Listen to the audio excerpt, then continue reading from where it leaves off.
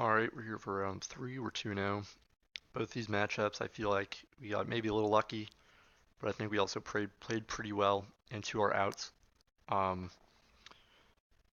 yeah, I don't know. I would expect to lose to the Death and Taxes deck probably. Like 4 out of 10 times, so that's good. We got away with a win. Grixis, I expect us to win a high percent of the post-board games, not as many pre-board. But we kind of crushed him pre-board. I guess maybe pre-board he just has so many fatal pushes and stuff. We don't worry. We won the dice roll. This is a perfect hand. We have some interaction. We have 2 ramp spells for a turn 4 Titan. We're just going to keep his hand.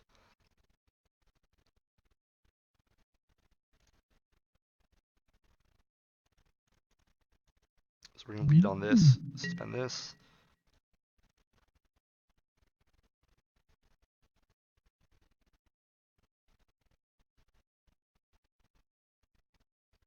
You can kind of tell that, playing this deck, it's not really like playing real Magic. It's not like playing a draft deck or playing a black-green Constrictor deck. It's definitely a puzzle. I forget who said it. Justin Cohen, top 8 approach, who were with Amulet, and he was talking about like, yeah, I don't think I'm as good as everyone, but the nice thing about playing a deck like Amulet is, it's just doing puzzles, and I'm pretty good at doing puzzles. So I'm just going to get really good at doing this one type of puzzle, and not everyone will be as familiar with it, and that's how you'll win. And I found that to be the case with this deck, is that there's a lot of interesting lines you can actually take sometimes when it looks like you shouldn't be winning, but then you end up doing quite well. So he's on Ad Nauseam, so this is a good hand for Ad Nauseam. We have a Bolt to put him to 17, and then we might be able to draw Scape Shift and turn 4 or 5 Scape Shift him.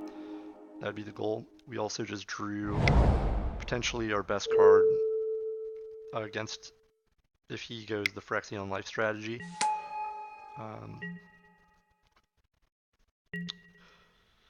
So I'm going to do some math in my head. There's nothing we can do for 5 mana, even though we're going to have up to 5 mana next turn. So I think it's worth it to just attack with this.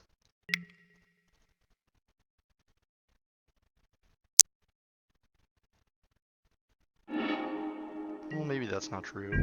We could draw Solemn Simulacrum and we'll want to bolt and Solemn. So I'm going to sacrifice. I don't think there's any reason to really not. So we're going to get this mountain. We're going to have to get a forest off of this, which stinks. But it'll end up not mattering a whole lot, hopefully.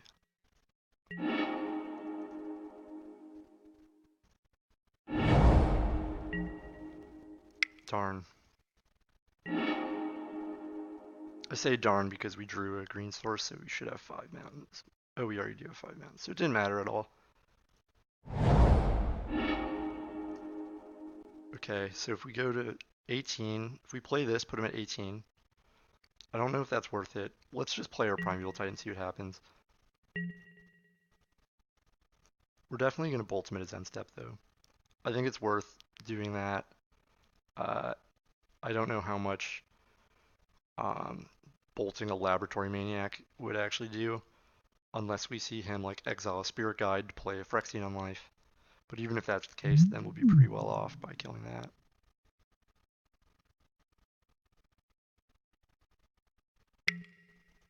Okay.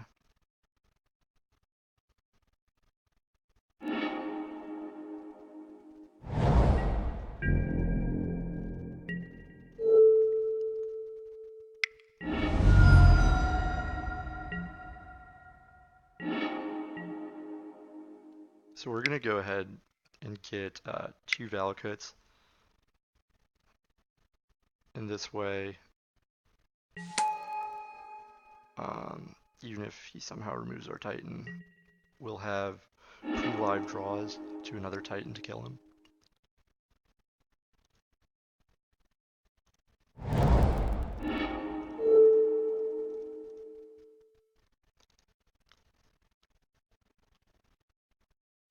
I should have held the Bolt in retrospect because it plays around Angel's Grace.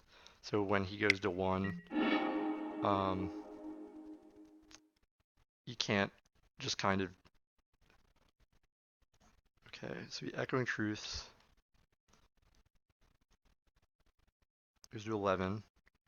I think he has to have double Spirit Guides to go off next turn, unless I'm misunderstanding the combo. But if he has 2 Spirit Guides, then I don't believe he'll have enough mana. So I think it's almost impossible for him to go off next turn. However, he can Pact Negation, then Angel's Grace himself next turn, and potentially go off that way with just 1 Spirit Guide. So we'll see. What would be nice is if he plays an Unlife. Nope.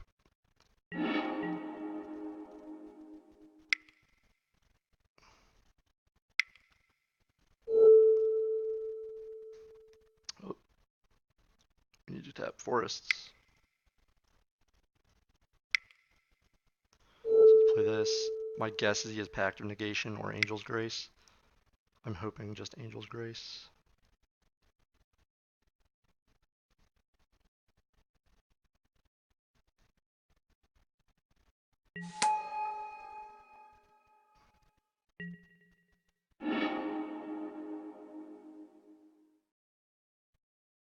So we're gonna get 2 mountains. We could get Valakut Mountain, I don't think it matters. Let's get Valakut Mountain. No, Valakut Mountain's not enough. So we need to get, so 2 mountains is 12. So we definitely needed to get 2 mountains. So my guess is here he's gonna Angel's Grace.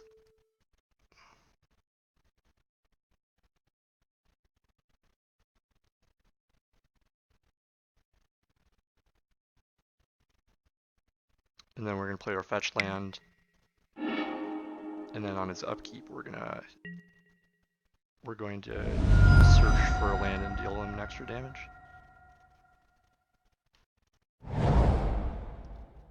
So we have a stop in his upkeep. Yep.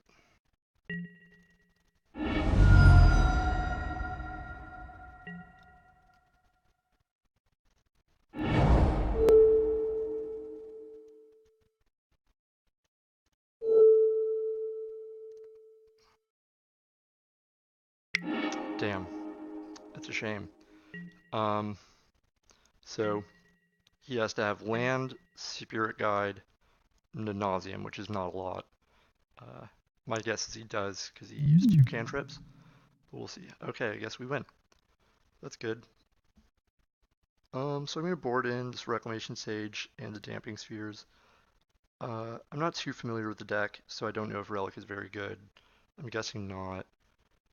We're gonna board out these because I do not think they have any hits. And then we're going to board out a Lightning Bolt. The Bolt I do think is kind of important because it puts him at 18, and that's always rather important. But I do feel like we stole a game just now. Usually you don't win with Titan. So we're going to keep. We have a hate card. We have this Mulligan. So we kind of have a good 6-card hand though. We have a piece of ramp. So we just need to draw 1 more piece of ramp and then a Primeval Titan or Escape Shift, and then we're going to have a pretty quick kill.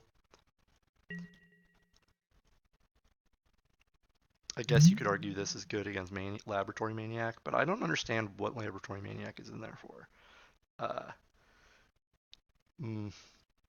My guess there's reasons for it, but I'm not very well versed on why they need that alternate kill.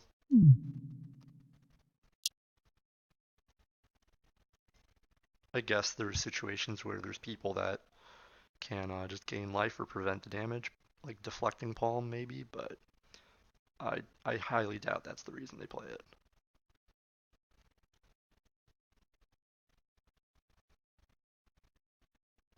See Mulligan and put a card on the bottom. I'm guessing he doesn't have a Lotus Bloom since he hasn't suspended it yet, which is good for us. Those are the draws that have a really high win rate against us.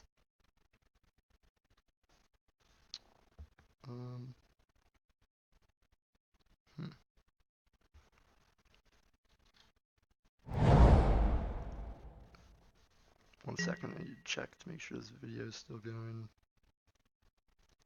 Alright, so yep, we're just gonna play this tapped, pass the turn. I don't know what hate cards they play. I don't think they really play much. They probably just bring in counters. I've seen Pact of Negations.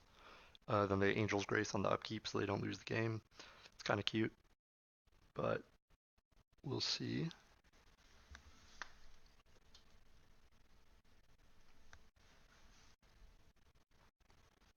Oh, sorry about that. I guess I kicked my power cord. So I live in a very old house, so the power cords are a little sensitive. And I have long legs, so I kick them quite often. So we put the card on top of his deck with Temple. I'm not entirely sure. I guess you play this first, and then you play Serum Visions. Yep, that makes sense. We are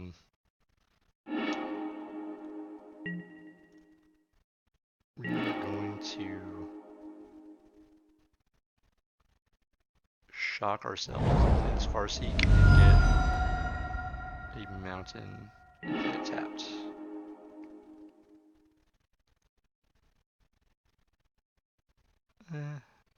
Actually, let's go ahead and get a Stomping Ground.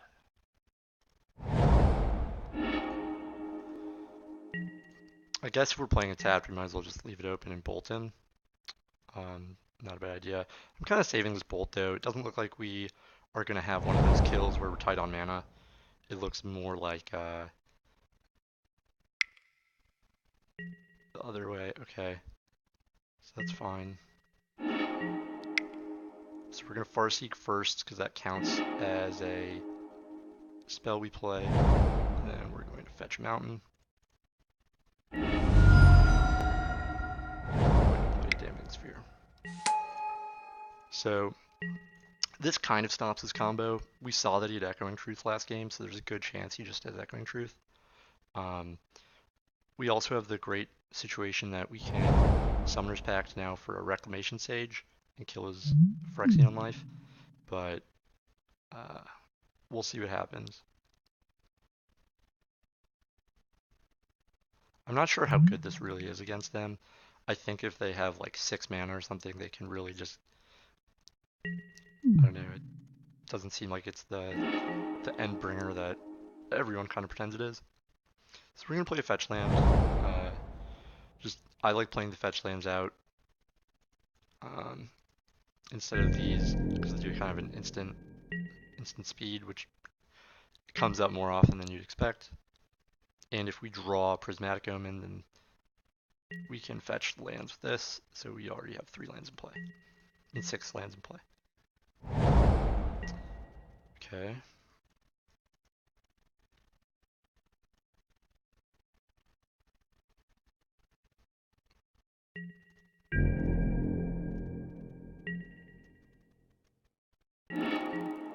Perfect. So let's go ahead and kill this Phyrexian on life.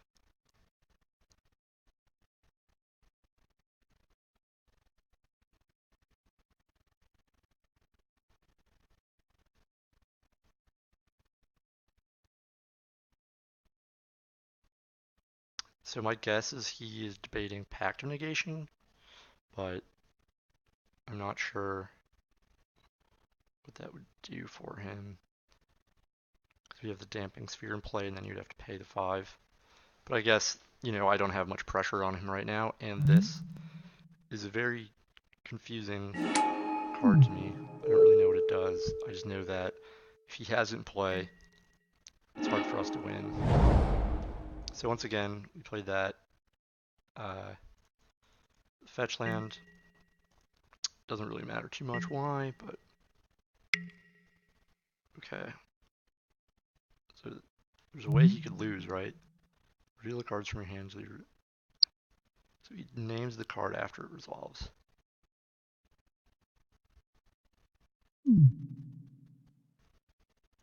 Okay. I don't think we bolt in response. Angel's Grace. There's the top card. Well, that's not fun.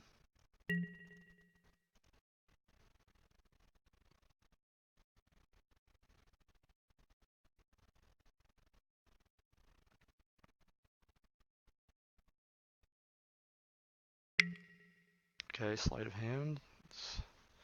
Seems like a good one. I'm guessing he's looking for Echoing Truth.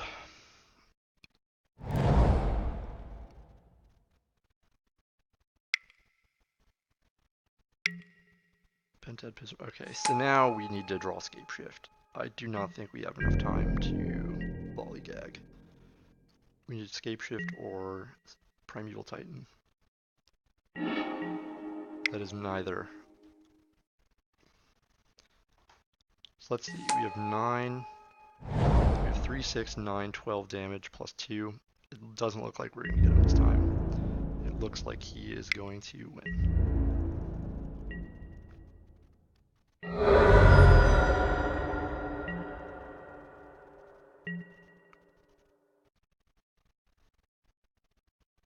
We'll make him play it out though. I kind of want to see how this combo works.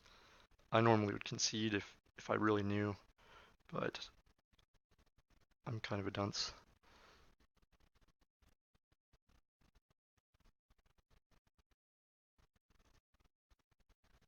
So we have 12 damage right there, plus 5, so 3, 6, 9, 12, 15, 16, 17, 18. So we do have 18 damage, which is good to know. Okay, can't respond to that.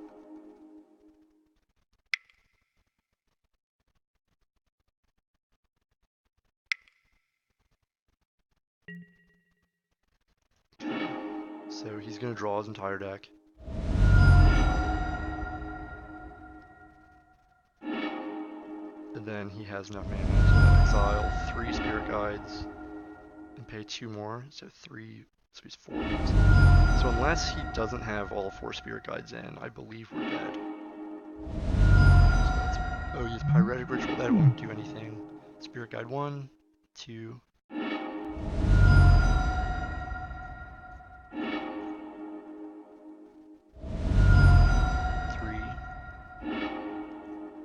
I think that's enough. Man, so close.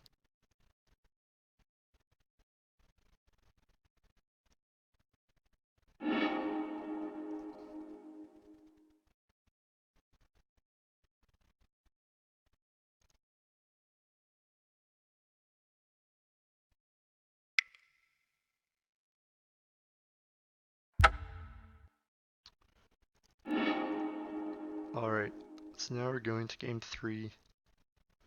Kind of like how we have it sideboarded. I guess we could bring this in because it could Pentad Prism, but it also blows up our Dampening Sphere. I don't know if that's worth it, so we're just going to run it like this.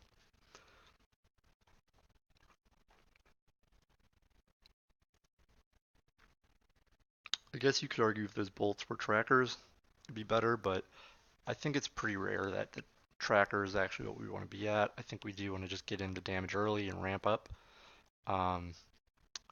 I'd be willing to say I'm wrong though, but we'll see. Okay, so this hand isn't the best, but I do think this card is worth something, and we have a turn 2 ramp. Let's see. Let's kind of look at like, alright, so like what do we want out of a 6-card hand? We'd obviously want the sphere, and we'd obviously, yeah, I don't know, man.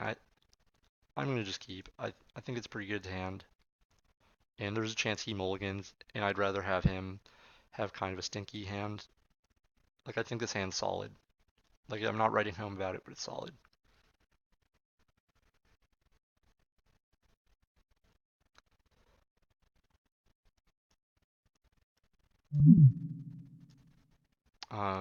So it's kind of interesting. I think we're going to leave this alive instead of fetching right away. The only way if it's bad is if we draw Solemn Simulacrum, but we want to get in 2 damage with it. And we might want to get a forest with it eventually for Primeval Titan Escape Shift if we don't draw one. So there's kind of 2 reasons why. Okay, so this is a good. We usually only lead on these lands first. Their hands are a little slower. I don't know if that's always true, but it feels like it feels that way because one sec. Because then they have to play their temples later. So I'm seeing, so if we sacrifice this, we'll have 3 lands. Then we play 1 for a turn. 3, 4, 5. No, so we're fine. We're just gonna go ahead and leave our guy on tap.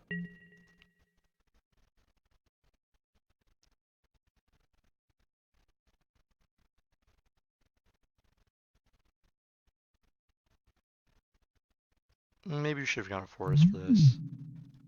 Yeah, that was correct. We should have gone a forest. It's also better if we draw Valakut.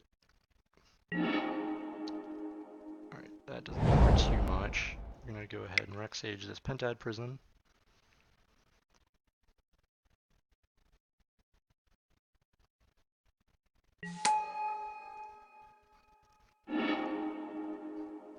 So now our draw is pretty good if he's on one of those weird, whatchamacallit draws, temple draws.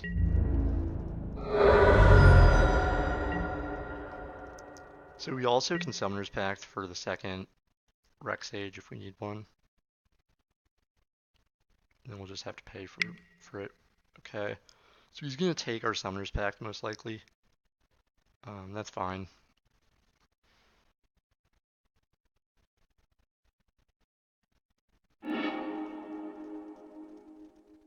I guess he has a temple. Alright, so we're definitely sacrificing this. Getting a forest.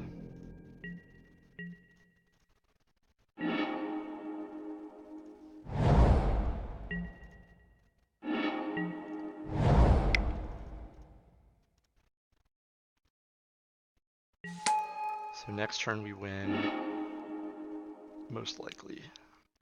We're gonna get a mountain though, just to make sure.